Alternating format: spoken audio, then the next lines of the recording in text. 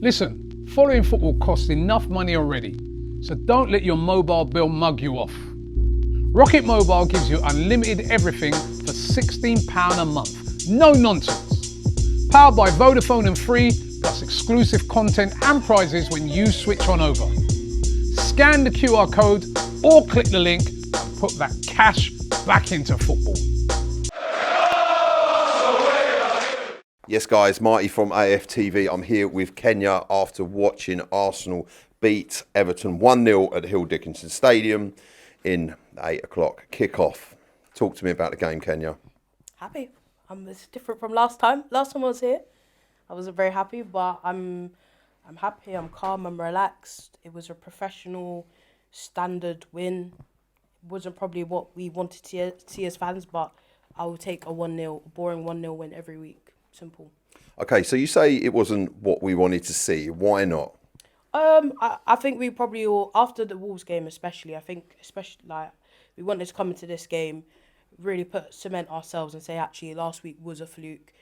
We're not going to perform like that week in, week out. Want to see goals, want to see the team clicking a bit more, especially with our striker. And I did see some of that, but again, the scoreline doesn't really reflect how we played, I think. But yeah, we probably all wanted to see more goals. I mean, I'm not sure if you agree with that or not. But Well, look, I mean, now you're talking about scoring goals and striker. Yeah. Obviously, Victor Gyökeres has come under a lot of criticism from both Arsenal fans, media. I mean, he's been a hot topic, in definitely the last week. Huge topic of conversation. So have you seen anything different from him? The penalty situation, obviously him putting that way, getting back on the score sheet. Talk to me. See, I thought it was decent today. I think there's some positives. So I would say, for example, I think him and Trossard play really well together, actually. Yeah. I think Trossard finds him really well. But I think the issue is I'm still seeing him picking up the ball at the halfway line or just above the halfway line, when actually, no. We want him picking up the ball just before the penalty box or even in the penalty box. Yeah. So that's where we need to work. And again, like the one ball that he does get into the penalty box, it gets defended really well, but that's done by a defender. So you still see the same issues of what Mikel Arteta said last week, where our midfielders need to look for our striker more. And I'm just like, why is our centre-back finding our striker more than our attacking 10, for example? That is a big issue, and it's something that we have to rectify as soon as possible to try and get the best out of Victor Gyökeres, who I think is trying really hard, I'm seeing him go on these runs and I'm just like, play that ball into him. No, we're taking a safe pass or we're doing side by side. So there's a lot to be built on, but it's a step in a better direction. Yeah, definitely. I think, an important part of the game, which was good to see, was Saliba moving forward with the ball. And, that's that sort of Rolls Royce ability that we've seen with Saliba in past times, and obviously coming back from injury and threading Gyökeres through. So, we spoke about his penalty.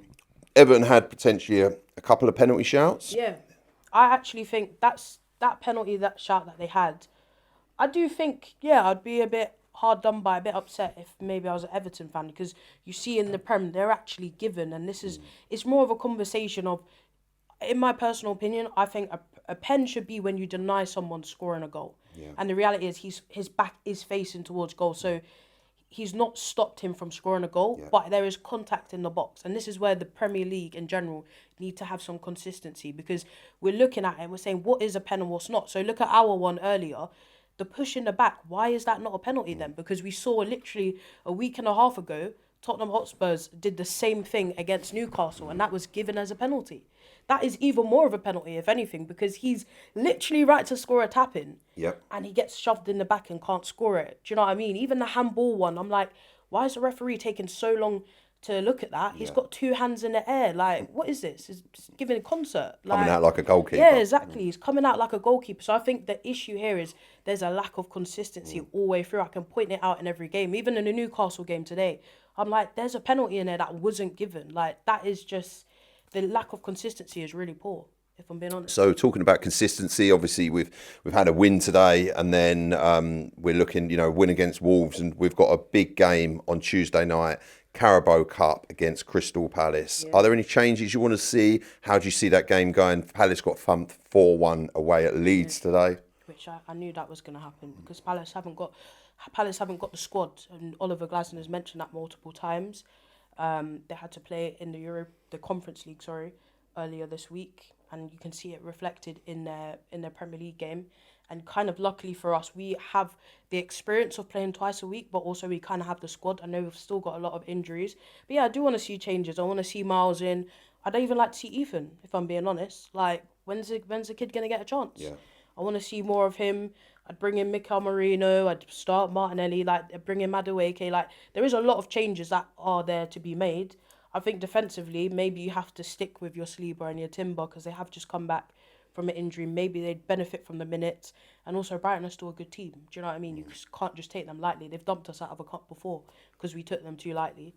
But yeah, I do want to see a few changes in that. And, you know, we've got trusted players that I feel comfortable coming in for. Do you start Gyökeres? No, I wouldn't start Victor Gyökeres. I'd probably start Mikel Merino or even Gabby Jesus, who came on today and I thought looked pretty good. Still a bit rusty, but needs a game time so he can get up to speed. But yeah, I wouldn't start Victor Gyökeres in that game because I'm looking at Victor Gyökeres, right, we want you for Premier League games, we want you for Champions League games. Let's maybe ease your workload, because at the same time, we need to remember from the moment he's come in, he's been really the only available striker. We've had to revert to bring in Mikel Merino back in to that position, which he isn't. So yeah, I wouldn't start him against that. Just quickly, and we'll end it on this, and obviously we're talking about workloads and Gabriel Jesus coming back, and I thought it was fantastic. So potentially you'd start him? Well, Gabby Jesus. Yeah, I'm not really against that. Depends where he starts. Depends if he starts, it would probably have to be in that striker position. But I think he's shown some good cameos, and I trust him to start. I think today as well, Everton are a very physical team, and he held his own. He didn't look like he'd been out, if I'm being honest. He just maybe was a bit rusty here and there with a few crosses and things. But, you know, he needs game time to get up to speed. And this is someone, you know, I don't know if you saw, he did that Tribune saying that he doesn't want to leave. He feels like he's got something to do here, and he doesn't want to leave until he's done that. So, look, he's shown that he's committed to the club. He's shown that he wants to be here. We've got to give him game time. He's an asset that we have. And yeah, I'm not really against... If I saw him start against Palace, I'm not going to be upset. That's what I would say. Cool, fantastic. Kenyah, you've been an absolute superstar. Really appreciated. Please check out all of AFTV's other content, fan cams, etc. and the AFTV app. I've been Marty. She's been Kenyah. It's been AFTV.